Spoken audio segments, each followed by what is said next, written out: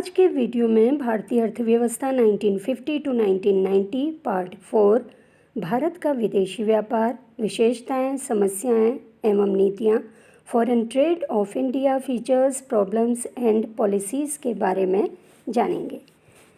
इसमें देखिए, भारत के विदेशी व्यापार के आधुनिक प्रवृत्ति का अध्ययन जिन शीर्षकों के अंतर्गत हम कर सकते हैं उनमें सबसे पहला है विदेशी व्यापार का आकार और मूल्य या size and value of foreign trade. दूसरा, विदेशी व्यापार का स्वरूप या संरचना, कंपोजिशन ऑफ फॉरेन ट्रेड। तीसरा, विदेशी व्यापार की दिशा या डायरेक्शन ऑफ फॉरेन ट्रेड। तो ये जो हैं विदेशी व्यापार की आधुनिक प्रवृत्ति का अध्ययन हम इन शीर्षकों के अंतर्गत करेंगे। सबसे पहला है विदेशी व्यापार का आकार और मूल्य।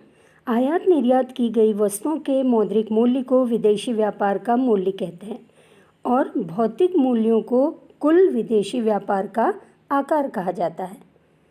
भारत में स्वतंत्रता के पश्चात नियोजन काल में कुल विदेशी व्यापार जो है ये पहले की तुलना में बढ़ा है। स्वतंत्रता प्राप्ति के पश्चात भारत में नियोजन काल में कुछ विदेशी व्यापार के मूल्य में वृद्धि हुई है। इसको आप इस टेबल से समझ सकते हैं। पहले कॉलम में है वर्ष, दूसरे में आयात, तीसरे में निर्यात और चौथे में व्यापार संतुलन। ये आयात और निर्यात व्यापार संतुलन करोड़ रुपए में दिखाया गया है।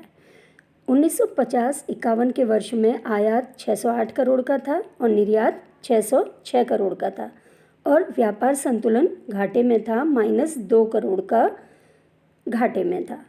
2001 में आयात बढ़कर 2,01,307 करोड़ रुपए का हो गया और निर्यात बढ़कर 2,01,356 रुपए का हो गया और व्यापार संतुलन -26,950 रुपए का था।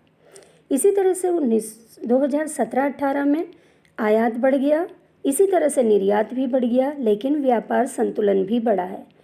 कहने का मतलब ये है कि विदेशी व्यापार के मूल्य में इस नियोजन काल में बहुत तेज़ी से वृद्धि हुई है। तो नियोजन काल में भारत के निर्यात और आयात दोनों के आकार और मूल्य में लगातार वृद्धि हुई है। नियोजन काल में आयात वृद्धि की दर निर्यात वृद्धि दर से अधिक रही है।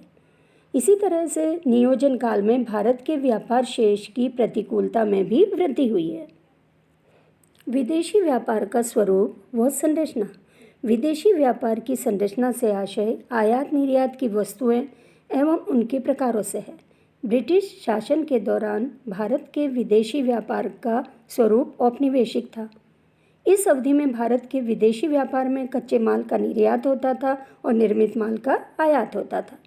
स्वतंत्रता प्राप्ति के बाद विदेशी व्यापार की संरचना में महत्वपूर्ण परिवर्तन हुए।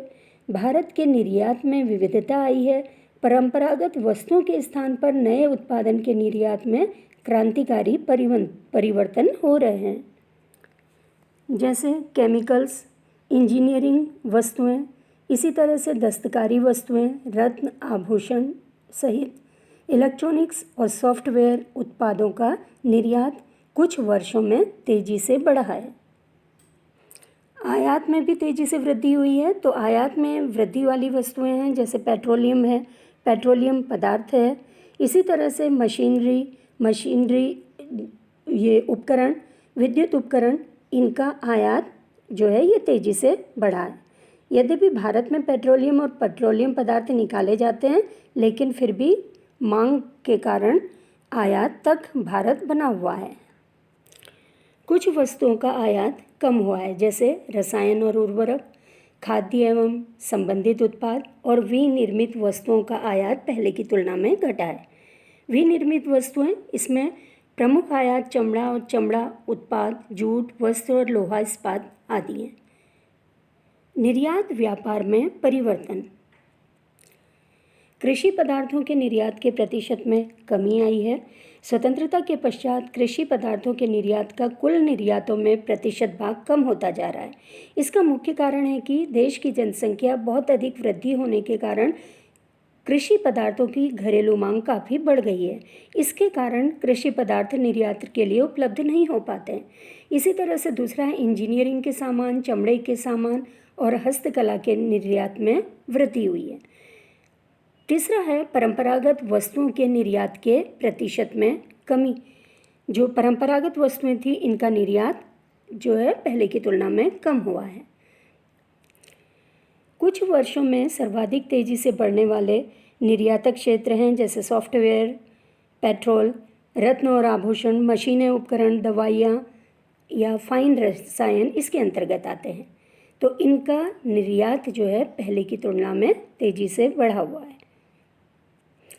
तो इन तथ्यों के आधार पर हम मालूम कर सकते हैं कि निर्यात व्यापार में पहले की तुलना में बहुत परिवर्तन हुआ है। कुछ चीज़ें जो पहले निर्यात की जाती थी अब उनका निर्यात नहीं किया जा सकता, लेकिन कुछ नई चीज़ें जो पहले निर्यात नहीं होती अब उनका निर्यात होने लगा है। विदेशी व्यापार की दिशा का मतलब इस बात से है कि भारत का व्यापार किन देशों के साथ है, भारत किन देशों से माल आयात करता है और किन देशों को अपना माल निर्यात करता है। पिछले 6 दशकों में भारत का व्यापार आज विश्व के सभी महाद्वीपों तक पहुंच चुका है। भारत के एक सबल औद्योगिक राष्ट्र के रूप में उभरने से देश के निर्यात और आयात दोनों बढ़े हैं। वर्तमान में भारत विश्व के लगभग सभी देशों के साथ व्यापारी हिस्सेदारी निभा रहा है। भारत के विदेशी व्यापार की मुख्य विशेषताएं, सबसे पहला है इसमें विदेशी व्यापार के मूल्य में वृद्धि। तो भारत में आर्थिक नियोजन के कारण विदेशी व्यापार के मूल्य में निरंतर वृद्धि होती रही है। दूसरा है निर्यातों का विस्तार। भारत के निर्यात तेजी से बढ़े हैं। वर्तमान में भारत अनेक पूंजीगत वस्तुओं का निर्यातक देश बन गया है। विश्व व्यापार में भारत के हिस्से में वृद्धि हुई है। इसी तरह से आयातों में निरंतर वृद्धि हुई है। भारत में योजनाबद्ध विकास के लिए आयातों में अनिवार्यताओं के कारण आयातों की निरंतर तेजी से वृद्धि हो रही है। प्रतिकूल व्यापार शेष, इसका मतलब है कि निर्यात से हमें जो मुद्रा मिल रही है वो उतनी नहीं है जितनी आयात से सामान खरीदने में बाहर मुद्रा हमारे देश की चली जाती है। इसी तरह से आयात संरचना में परिवर्तन हुआ है, निर्यात की संरचना में परिवर्तन हुआ है, विदेशी व्यापार की दिशा का विस्तार हुआ है। योजना काल के विगत वर्षों में विदेशी व्यापार में क्रांतिकारी मोड़ आया है। जहां पहले भारत के विदेशी व्यापार में ब्रिटेन व अमेरिका का मुख्य स्थान था, आज भारत लगभग सभी देशों के साथ व्यापार करता है। इसी तरह से आयातों में निरंतर वृद्धि हुई है। आयातों में निरंतर वृद्धि का एक कारण ये है कि भारत की जनसंख्या तेज़ी से बढ़ रही है। यहाँ मांग ज़्यादा है, पूर्ति कम है। तो इसकी पूर्ति के लिए, लोगों की मांग को पूरा करने के लिए दूसरे देशों से विभिन्न तरह की सामग्री को आयात करना पड़ता है। पिछले कुछ सालों में कृषि पदार्थों और परंपरागत वस्तुओं के निर्यात के प्रतिशत में तो कमी आई है, लेकिन पेट्रोल, सॉफ्टवेयर, ऑटोमोबाइल, फार्मास्यूटिकल आदि क्षेत्रों में निर्यात तेजी से बढ़ा है। विदेशी व्यापार की समस्याएं, आयात में तीव्र वृद्धि हुई है। भारत द्वारा अंतर्राष्ट्रीय व्यापार संघ की शर्तों के दबाव में आयातों की उदारता का रुख अपनाने के कारण हमारे आयातों में निर्यातों की अपेक्षा तेजी से वृद्धि हुई है। आयात में वृद्धि होने के कारण प्रतिकूल व्यापार संतुलन बढ़ता जा रहा है। इसी तरह से निर्यात में अपेक्षित वृद्धि नहीं हुई है। भारत के आयात निरंतर बढ़े हैं, लेकिन निर्यातों में उस अनुपात में वृद्धि नहीं हुई है। इसी तरह से तीसरा है प्रतिकूल व्यापार संतुलन। प्रतिकूल व्यापार संतुलन का मतलब यही है कि भारत नियोजन काल के आरंभ से ही व्यापार संतुलन में घाटे की समस्या से जूझता रहा है। व्यापार संतुलन में बढ़ता घाटा देश में विदेशी विनिमय की समस्या उत्पन्न कर रहा है, क्योंकि आयात तेजी से बढ़े हैं और निर्यात उसकी अपेक्षा कम गति से बढ़ रहे हैं। बढ़ता हुआ ऋण भार, भारत पर विकसित देशों के ऋणों का भारी बोझ है जो अधिकांश रूप से प्रतिकूल व्यापार संतुलन का परिणाम है। इसी तरह से बढ़ती हुई कीमतें यहाँ पर भारत में जो है योजनाबद्ध विकास में हीनार्थ प्रबंधन का अत्यधिक सहारा लेना तथा स्थायित्व के कारण कीमत स्तर बहुत ऊंचा है। इससे हमारे व्यापार पर प्रतिकूल असर पड़ा है। आंतरिक मांग में वृद्धि। भारत में जनसंख्या वृद्धि तेजी से हुई है। जनसंख्या वृद्धि होने से उपभोग में वृद्धि होती है और योजनाबद्ध विकास से लोगों की आय में वृद्धि होने से वस्तुओं की आंतरिक मांग में तीव्र गति से वृद्धि हो रही है। इससे निर्यात के लिए उपलब्ध माल में कमी हो जाना स्वाभाविक है, क्योंकि जब निर्यातकों को देश में ही ऊंचे मूल्य प्राप्त हो जाए तो वो निर्यात का जोखिम नहीं उठाते।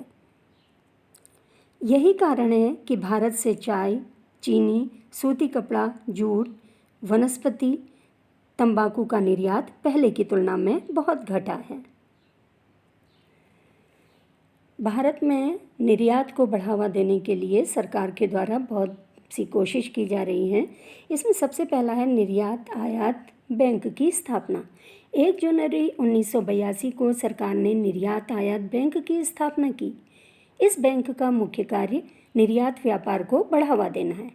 इसी तरह से दूसरा है निर्यातकों गृहों की स्थापना। देश के निर्यात को प्रोत्साहन करने के लिए देश में निर्यात गृह की स्थापना की गई। इसी तरह से तीसरा है निर्यात संवर्धन पूंजीगत सामान योजना।